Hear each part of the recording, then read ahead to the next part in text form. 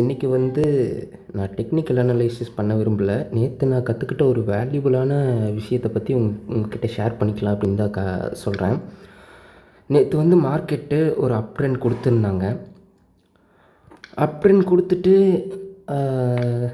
Retracement ஆனாங்க. நான் என்ன வெயிட் பண்ணிகிட்டு இருந்தேன் அப்படின்னா, மார்க்கெட் ஒரு 50%. பொதுவாக இதோட நேச்சர் நிஃப்டியோட நேச்சர் என்னென்னா 50%க்கு வருவாங்க. 50%க்கு தான் ரீட்ரேஸ்மெண்ட் ஆவாங்க. பட் சர்ப்ரைசிங்லி நேற்று என்ன ஆக்கிட்டாங்க அப்படின்னா, மார்க்கெட்டு இந்த இடம் இருக்கு இல்லையா,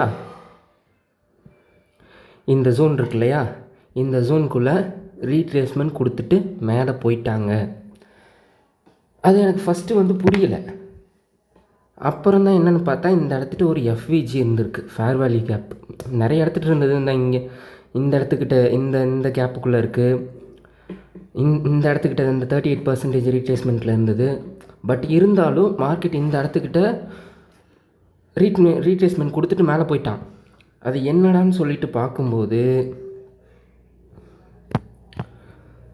இந்த 0.23 அந்த இதில் இருக்கும் இல்லையா, அதில் எடுத்துகிட்டு போயிருக்கான் மார்க்கெட் ரீட்ரேஸ்மெண்ட்டை.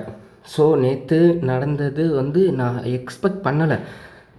ஓகே, மார்க்கெட் ரிவர்ஸ் ஆயிடுவாங்கன்னு சொல்லிவிட்டு ஒவ்வொரு தடவையும் நான் நிறைய இது பண்ணிட்டேன். நான் கிட்டத்தட்ட ஒரு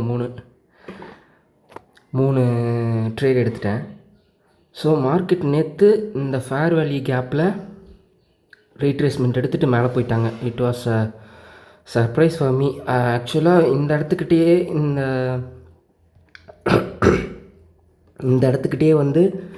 மார்க்கெட்டு ரிவர்ஸ் ஆக ஆரம்பிச்சிருச்சு. ஏன்னா போன மாதத்தோட பிவோட்டில் தான் மார்க்கெட்டு க்ளோஸ் ஆனது. இன்றைக்கி இப்படி ஆகும்னு கொஞ்சம் கூட நான் எக்ஸ்பெக்ட் பண்ணலை.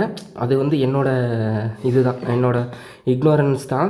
பட் இன்கேஸ் நீங்கள் இதை நேற்று கரெக்டாக ப்ரிடிக்ட் பண்ணியிருந்தீங்க அப்படின்னா கமெண்ட்டில் சொல்லுங்கள், ஓகேவா? இது ஒரு மாதிரி எனக்கு என்ன சொல்கிறதுனே தெரியல. 23%லாம் ரீட்ரேஸ்மெண்ட் எடுப்பாங்கன்னு நான் நினச்சி கூட பார்க்கல.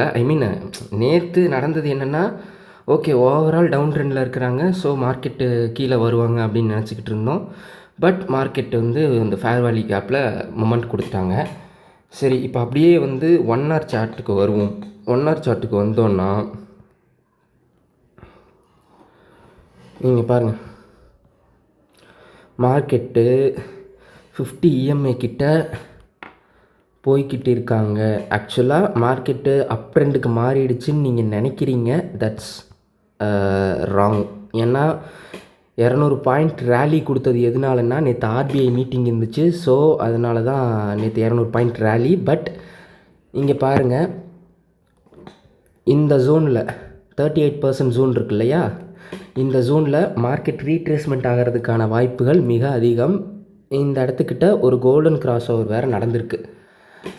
ஸோ மார்க்கெட் நாளைக்கான மார்க்கெட் ரிவர்ஸ் ஆகிறதுக்கு அதிக வாய்ப்புகள் இருக்குது. இது ஒரு கரெக்டிவ் மூவ் தானே தவிர இம்பல்சிவ் மூவ் கிடையாது.